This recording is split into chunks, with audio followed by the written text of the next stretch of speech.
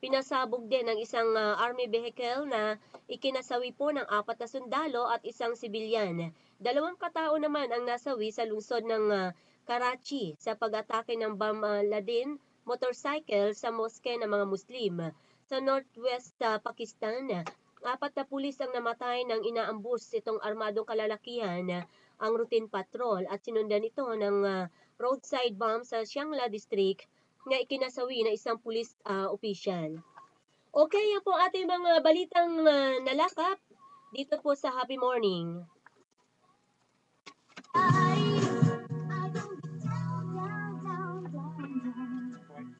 Mga arkitekto at interior designers na magagaling sa CAD, 3D at SketchUp at nagnanais na makapagtrabaho at matuto sa isang mahusay na Pinoy design company na may mga prestigious international at local projects, mag-email ang resume at work samples sa studiosupremo@hotmail.com. studiosupremo@hotmail.com. Ang kalusugan ngayon! Malusog ka ba? Kalusugan ngayon! Kalusugan ngayon! Say yo! Yes, sir. Make you aware.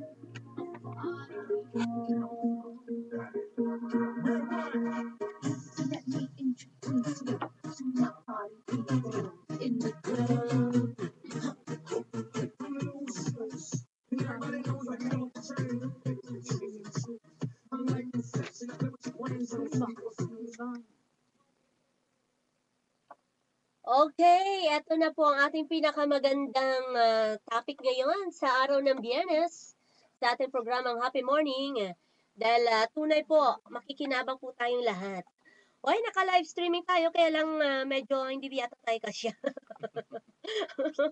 Okay, may mga bisita po tayo.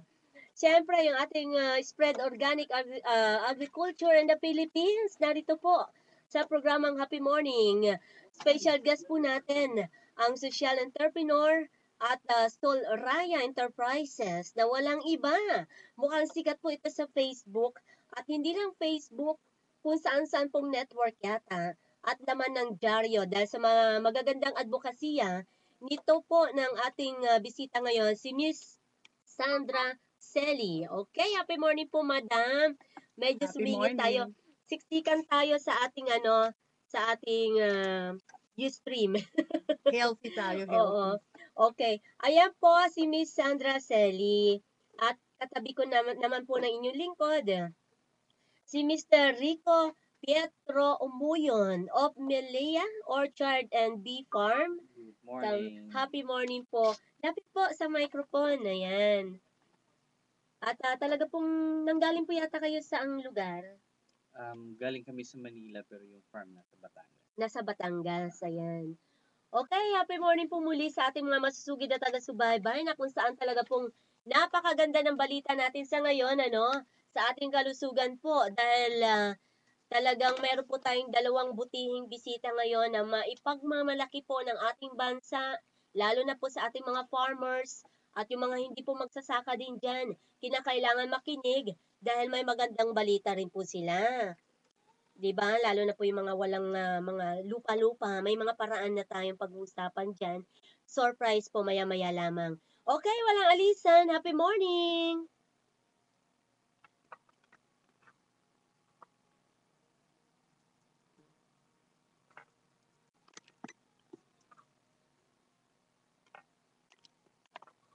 Kasi yung camera.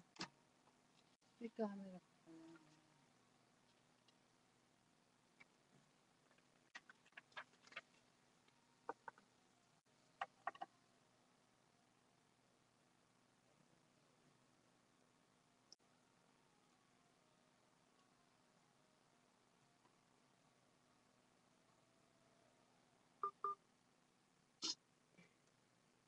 Okay, eto na.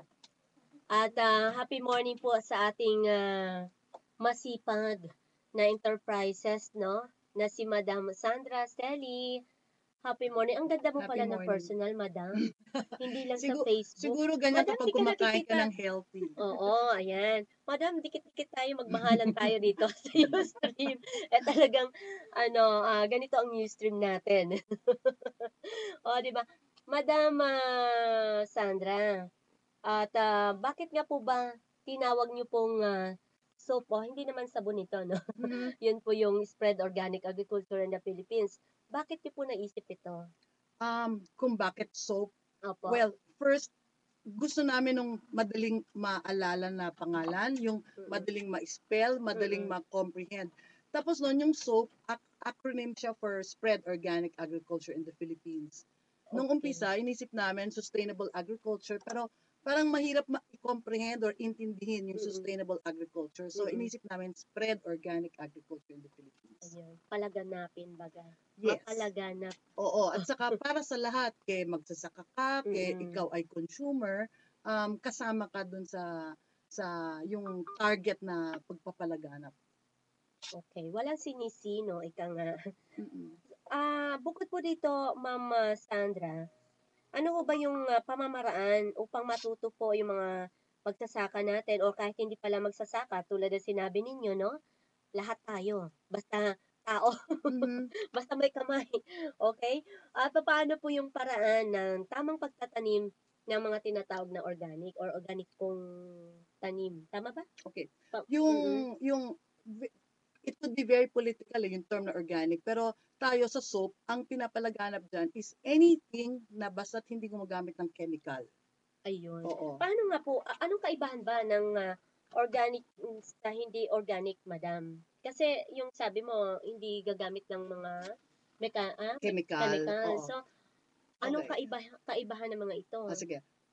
Parang ang pag-usapan na lang natin yung positive side kaysa yung negative side. Mm-mm. Doon sa hindi paggagamit ng chemical na pamamaraan, Mm-mm. so mas healthy yung ating napoproduce ng mga gulay Mm-mm. or mga hayop na kakainin kasi hindi sila binibigyan ng synthetic na chemical. Oo. Oo. So, ganun pala. Mahirap po ba? Alam mo lahat basta gusto mo may paraan eh. Mm-mm. So, ang sinasabi, mahirap in the sense na mas merong involved na trabaho, Mm-mm. pero mas nakakakat ng cost para sa ating magsasaka. Plus, hindi natin pwede itapon talaga dyan yung health benefits para sa consumer. Mm-mm. So, yun pala. Tama ka. Kasi marami nga ngayon na nagkakasakit sila pa rin kahit tama naman yung pagkain kinakain nila, mga gulay.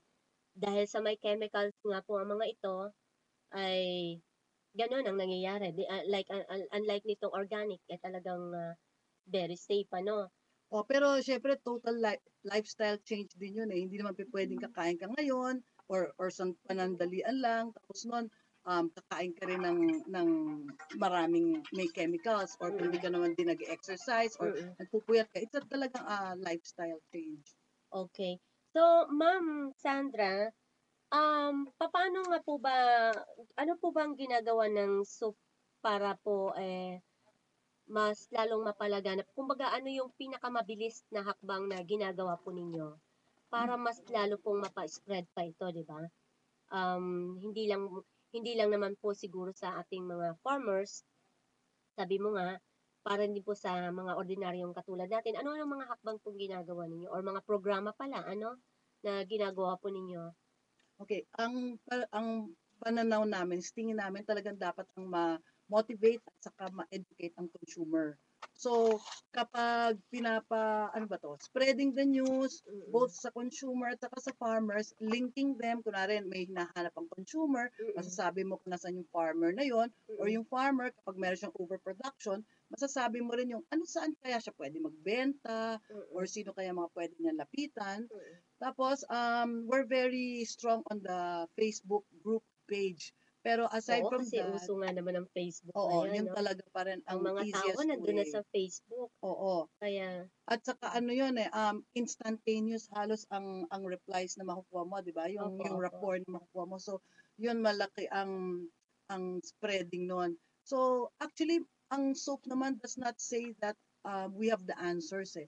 Pero what we can do is link you to the people or the government agencies or private institutions na pwedeng makatulong kung may sagot sa iyong pangangailangan. ayan. So, speaking sa katulong, ganito po ba ang nangyari dito sa ating katabi na si Mr. Rico Petro Umoyon? Yes. So, yung produkto po ninyo, Sige po, may pagmalaki nga po natin at papaano nga ba na dapat na maintindihan ng taong bayan na gaano kahalaga yung organic ano sa etong naimbento na po ninyo.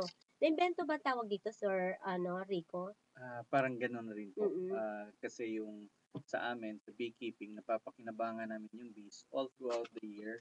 Hindi kagaya ng dati na pag sinabi nating bees, ang harvest niya after summer lang o doon lang tayo kikita. Pero hindi po pwedeng ganun yung mangyayari kasi hindi tayo pwedeng magutom doon sa ibang mga buwan. Kaya ang Mm. ginawa namin, pinapakinabangan yung bees, tandem Oo siya nga with po. planting, and then meron na ring byproducts. Yung kumbaga merong cosmetic side ng beekeeping. Opo. Sir Rico, kasi bees ang ano ninyo, no? Ang paraan ninyo sa ano tawag dito sa pag-organiko. Mhm. Hindi ba ito delikado kasi ang bees, alam naman natin na kinatatakutan to ng ating mga tayo Ah, mismo, 'di ba? mhm. So, paano naisip niyo po na ito ang naisipan ninyong gawing negosyo or mag-imbento ng kung ano-anong produkto na nanggagaling sa bees? Yung pag-aalaga kasi ng bees, Mm. tataas yung produksyon natin sa kung ano mang tinatanim natin dahil dun Mm. sa pollination. Yung Mm. pollination naman, dahil lang yun sa kagustuhan ng bees na magkakaroon sila ng pagkain, magkakaroon sila ng honey para ipakain sa kanilang mga inakay, Mm. at doon nangyayari yung pollination. Kumbaga, naging libre yung ating pollination dahil sa pag-aalaga ng bees, tsaka tumataas yung produksyon. Dito naman sa soap, yung ano namin, ang nangyari sa amin with soap, Mm. mas madaling napalaganap yung pagtuturo namin ng beekeeping dahil sa soap. At balak kung matutuloy, next year, magbibigay kami ng libreng beekeeping training all over the country kung posible. So, Wow. mas madali siyang naituturo o naibabahagi sa iba dahil doon sa mga free trainings. Karamihan kasi, kahit na gustong matuto, napipigil yon dahil sa walang panggastos to attend trainings. At hindi lang yon, yung tamang pamamaraan Yes. ng pag-aalaga ng mga bees. Mhm. 'Di ba? Kasi mamaya niyan mali ka, patay. Aha. Puro kagat ka ngayon, Tsaka, 'di ba?